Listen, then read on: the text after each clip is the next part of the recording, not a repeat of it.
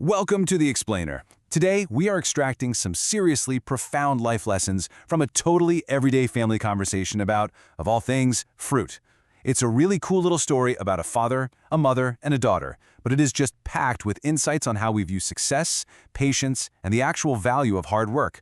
So, let's get right into the harvest of patient vision. Okay, so to set the scene, I want you to picture this. You are a young woman named Trisha, right? And your dad is going absolutely crazy over a batch of mangoes he just brought into the house. I mean, he's planning parties, he's bragging to all his friends, he is literally on top of the world. But then Trisha actually takes a bite of one, and she realizes something completely baffling. They just taste like regular mangoes, like the exact same kind you could easily grab from the local grocery store for a few bucks. So why on earth is he gloating over ordinary-tasting mangoes? Well, this initial confusion from Trisha is basically the perfect hook for us, because it forces us to ask what the real value of these mangoes actually is. Section 1. The Mango Mystery. So we have this incredibly stark contrast right out of the gate. Trisha is looking at her father's mango harvest totally literally, and honestly, quite transactionally. She essentially tells her mother, hey, there's no real victory here, Papa just kept sending money to the gardeners, and the plant did all the actual work. You know, it's a very modern, instant gratification way of looking at the world. But Mama, on the other hand, she has this brilliant macro perspective. She doesn't just see fruit sitting on a table. She sees a systematically executed 10-year plan. She sees a vision that finally delivered a real outcome after an entire decade of waiting. And to truly wrap our heads around Mama's perspective, we need to realize that Papa purchased a completely bare plot of land and planted exactly 10 mango saplings. Think about the sheer scale of that for a second. He didn't just buy a fully functioning mature orchard that was ready to harvest on day one. No, he bought dirt and planted 10 fragile, tiny saplings. He kicked off this deeply patient, highly uncertain process, basically betting on a future he wouldn't even see for a really, really long time. So in year 1, he buys the plot and plants those 10 saplings. Then we hit years 2 through 9. And guys, this is the waiting period. This is the era of systematic execution, paying the gardeners, maintaining the soil, and just enduring all that quiet growth behind the scenes with absolutely zero tangible reward. And then, finally, we arrive at year 10. The very first fruits ripen on the plant, which leads to the ultimate celebration, the mango party.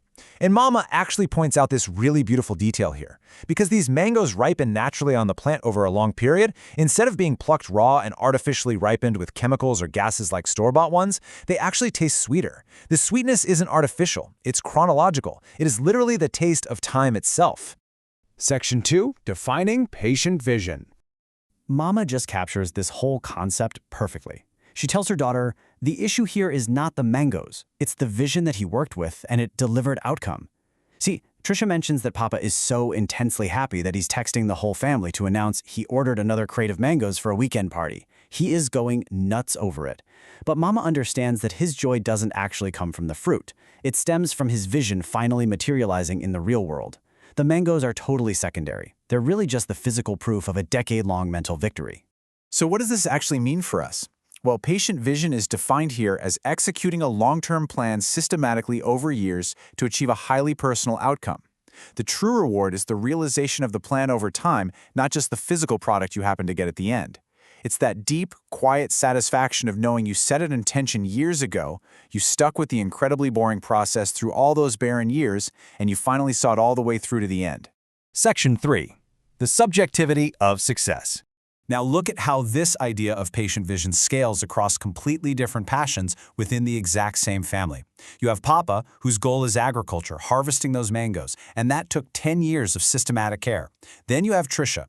Her goal is completely different. She wants to become a top-tier animation artist. Her process involves learning from the absolute best and working with the best to eventually consider herself successful. And then there's Mama. Her goal is rooted in traditional craftsmanship. She wants to weave a Kani shawl, dedicating a full 2 years to learning and executing this super complex new technique. It is the exact same underlying principle, just applied in wildly different ways.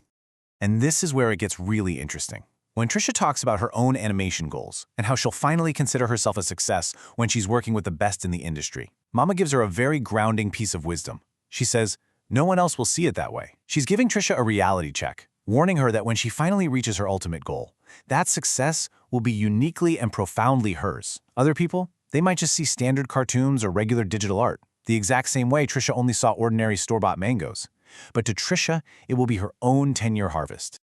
To really drive this point home, Mama uses her own project as the ultimate example of intrinsic value.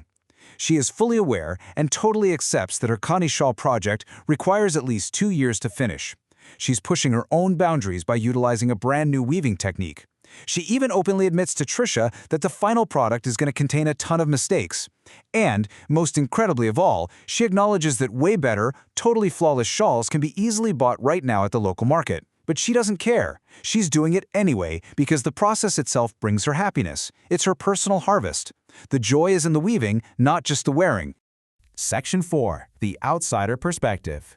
Speaking about her flawed 2-year shawl project, Mama drops this hard truth. It can seem like waste of time to others. They will not understand it. And this right here highlights the inherent alienation of being a visionary. Outsiders looking at your project might just see ordinary fruit. They might just see a time-consuming, imperfect shawl that you literally could have bought at the store in 5 minutes. They do not see the years of systematic care. They don't see the patience.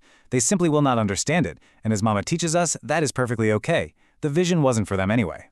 So, I leave you with this. What vision are you patiently harvesting right now? What is your personal, long-term goal that others might view as a total waste of time, but that you know for a fact will be the absolute sweetest victory once it finally ripens? Take a page out of Papa and Mama's book. Plant your saplings, ignore the outsiders who don't understand the timeline, and enjoy the process. Thanks for joining me on this explainer, and I'll catch you next time.